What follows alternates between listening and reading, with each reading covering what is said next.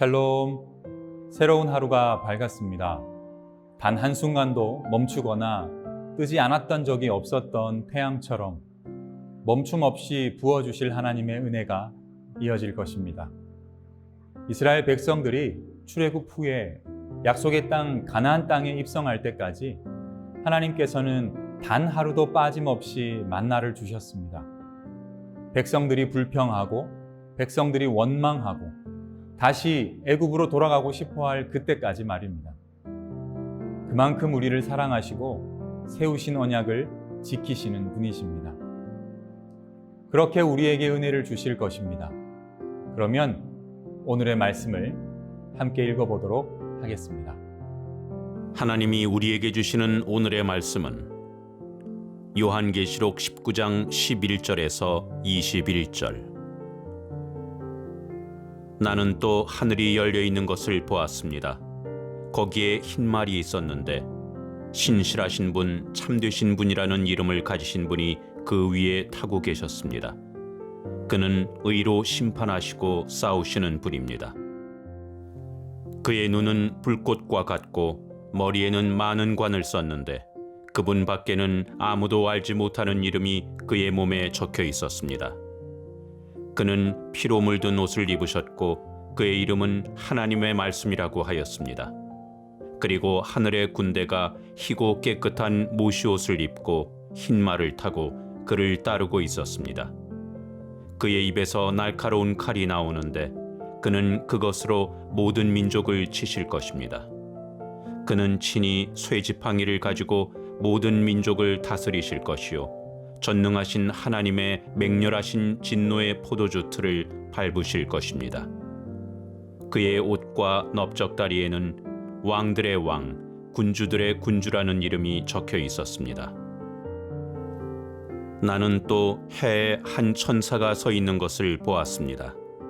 그는 공중에 나는 모든 새들에게 큰 소리로 외치기를 하나님의 큰 잔치에 모여라.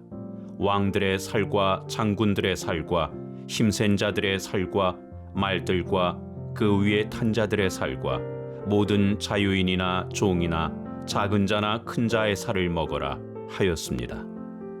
또 나는 짐승과 세상의 왕들과 그 군대들이 흰 말을 타신 분과 그의 군대 대항에서 싸우려고 모여 있는 것을 보았습니다. 그러나 그 짐승은 붙잡혔고 또 그 앞에서 기이한 일들을 행하던 그 거짓 예언자도 그와 함께 붙잡혔습니다. 그는 짐승의 표를 받은 자들과 그 짐승 우상에게 절하는 자들을 이런 기이한 일로 미혹시킨 자입니다. 그 둘은 산채로 유황이 타오르는 불바다로 던져졌습니다. 그리고 남은 자들은 말 타신 분의 입에서 나오는 칼에 맞아 죽었고 모든 새가 그들의 살점을 배부르게 먹었습니다. 하나님께 택함을 받은 성도의 결국은 승리입니다. 그렇게 하기 위해서 독생자 예수를 이 땅에 보내시어 나를 대신해 십자가에서 돌아가신 것입니다. 그 흘리신 피가 있었기에 우리가 죄와 심판에서 구원을 받을 수 있게 된 것입니다. 그렇다면 성도의 결국은 예수님의 생명으로 인한 승리라면 그 결국까지 가는 여정에서의 승리는 무엇으로 누리며 살 수 있는 것일까요? 그때 받아 누리는 승리도 물론 중요하지만 성도들은 당장 매일매일을 살아가는 것이니 오늘 당장의 승리도 중요하지 않겠습니까? 그렇기에 이 부분을 잘 정리하고 넘어가야 하는 것입니다. 13절 말씀을 읽어보도록 하겠습니다. 그는 피로 물든 옷을 입으셨고 그의 이름은 하나님의 말씀이라고 하였습니다. 의로 심판하시는 분께서 피로 물든 옷 하나를 입으셨는데 그의 이름이 바로 하나님의 말씀이라는 것입니다. 우리는 종말의 신앙을 가지고 살아갑니다. 결국에는 승리하는 것이지요. 하지만 매일매일을 살면서도 승리를 누리며 살아야 합니다. 그 승리는 13절의 말씀에 나오는 하나님의 말씀으로 누리고 살 수 있다는 것입니다. 성도는 신념으로 살아가는 것이 아닙니다. 잘 될 것이라는 막연한 신념으로 살아가는 것이 아닙니다. 성도는 모든 것의 주인 되시는 하나님을 믿는 신앙으로 살아가는 것입니다. 이것을 구분할 수 있어야 합니다. 그리고 그 신앙을 분명하게 구별하고 붙들고 살 수 있는 그 힘이 바로 기록된 말씀을 주야로 묵상하며 살아갈 때 공급받을 수 있다는 것입니다.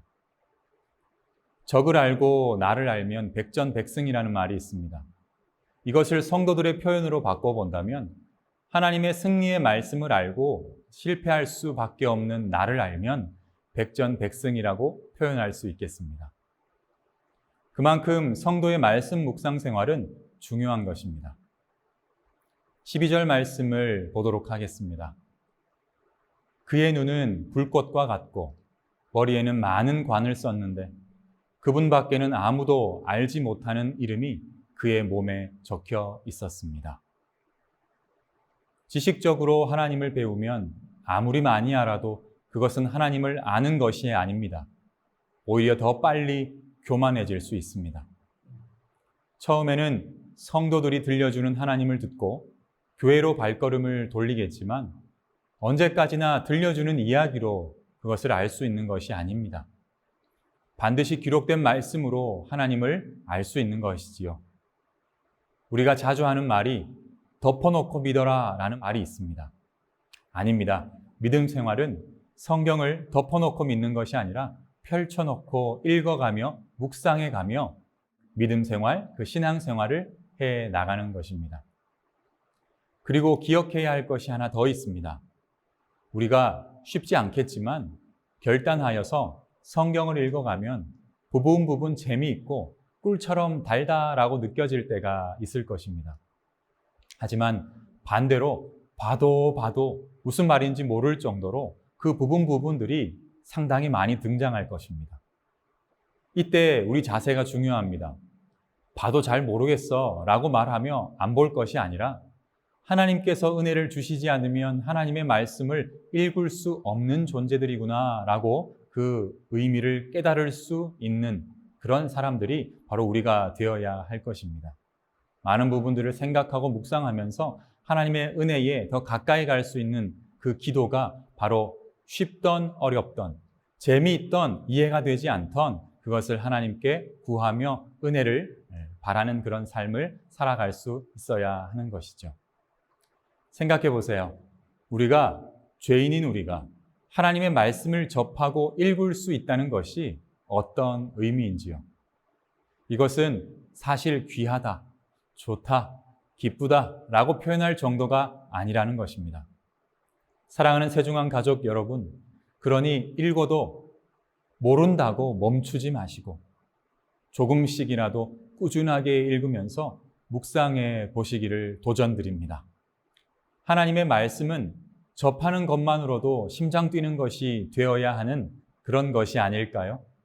오늘 하루 하나님의 그 귀한 말씀을 많이 보시고 묵상하는 시간이 되시고 그 안에서 누리는 참된 은혜가 날마다 더욱더 많아지고 깊어질 수 있는 여러분들이 되시기를 진심으로 바라고 소원합니다. 그런 하루가 되실 것입니다. 다 함께 기도하겠습니다. 사랑의 아버지 하나님, 은혜와 사랑을 감사드립니다. 우리에게 하나님에 대한 소식을 들려주시는 것만으로도 감격스러운데 그것을 눈으로 보고 마음으로 새길 수 있는 기록된 하나님의 말씀을 허락하여 주셔서 너무나도 감사를 드립니다.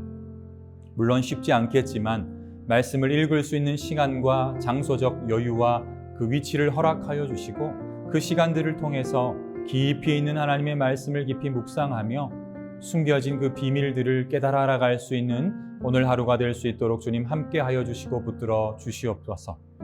덮어놓고 믿는 신앙생활이 아니라 펼쳐놓고 소리로 읽어가며 또 귀로 들어가며 믿을 수 있는 신앙생활이 될 수 있도록 하나님 함께하여 주시고 그것으로부터 많은 이들에게 하나님에 대한 이야기를 들려줄 수 있는 스토리텔러가 될 수 있는 우리 모두가 될 수 있도록 하나님 함께하여 주시고 붙들어 주시옵소서. 오늘 하루도 승리할 것을 믿습니다. 주님 사랑합니다. 모든 말씀 예수님 이름으로 기도합니다. 아멘.